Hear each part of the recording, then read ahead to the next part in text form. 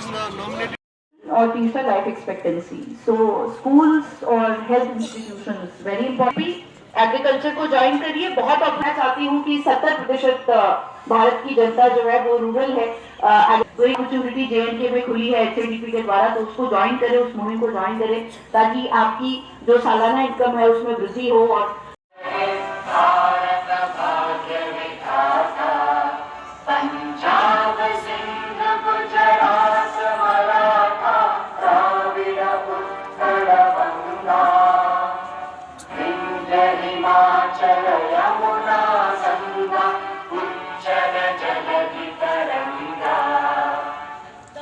शुभ नामे जागे, तब शुभ आशीष मांगे, गाहे तब जय गाथा, जन गण मंगल दायक, जय हे भारत भाग्य विधाता, जय हे, जय हे, जय हे, जय जय जय जय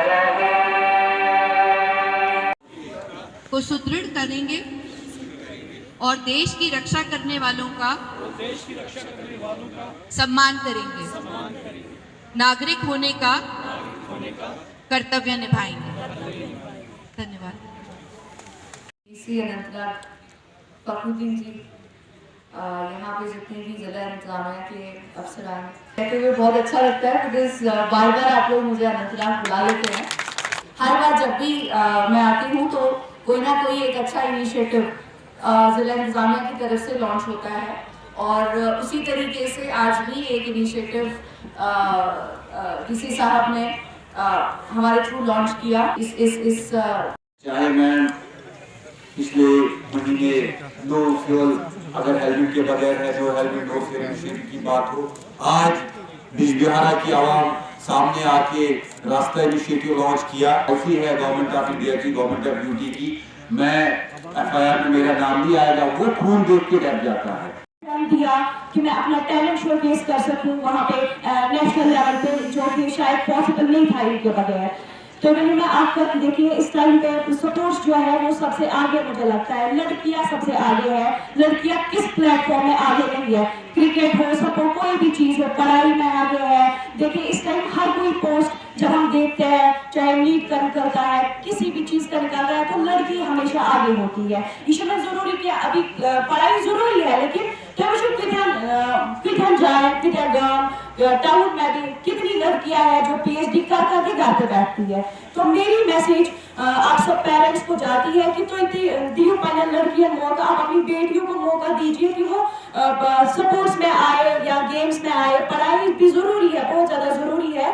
तो वनकस जो फेम भी है, गेम भी है, सारा कुछ पॉजिटिव सोरी छु गेम यथ स्पोर्ट्स में सारा इंपॉर्टेंट चीज जो वो है फिजिकल फिटनेस। एक बच्चे की फिटनेस रहती है, मेंटली फिजिकली फिट रोजन गेमों से। तो आप उनको मौका दीजिए कि वो आगे जा सके, जिससे कि वो अपने कंट्री का, अपने जम्मू कश्मीर का नाम रोशन कर सके, इंडिया का नाम रोशन कर सके। गवर्नमेंट की तरफ से देखिए सोर्स नौकरियों से सपोर्ट से उसका वैल्यू की आज सपोर्ट साल को इम्पोर्टेंस सबसे ज्यादा सपोर्ट को दी जाती है। तो हम स्टार अपने बिजबारा से ही देखिए, परवेज उसमें बड़ा स्टार निकला हमारे कश्मीर से, पहला इंटरनेशनल इंडियन क्रिकेटर।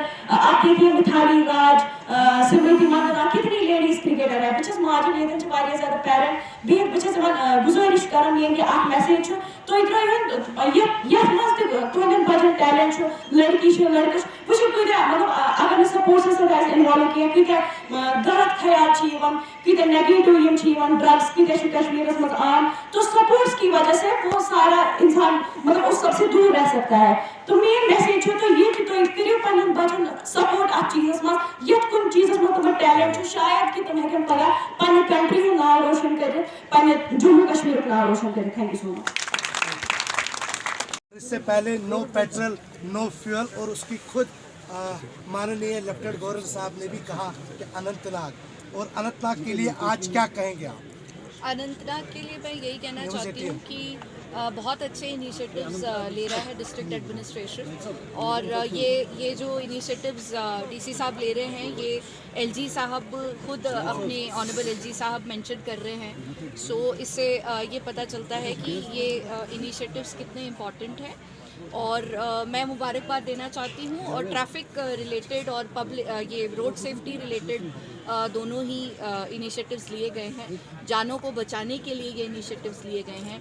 जो नो हेलमेट नो पेट्रोल का इनिशिएटिव था वो भी, और अब जो रास्ता जो इनिशिएटिव है वो भी, ताकि फर्स्ट एड जल्दी से जो एक्सीडेंट अगर किसी का होता है उसको मिले। तो दोनों ही रोड सेफ्टी और जान बचाने के लिए गए इनिशिएटिव्स हैं, ह्यूमैनिटेरियन इनिशिएटिव्स हैं, और इससे लोगों में एक कॉन्शियसनेस आएगी एक दूसरे की मदद करने की, और रोड सेफ्टी को लेके भी कॉन्शियसनेस आएगी, जो बहुत इंपॉर्टेंट है क्योंकि बहुत सारी जानें एक्सीडेंट्स, रोड एक्सीडेंट्स की वजह से जाती हैं।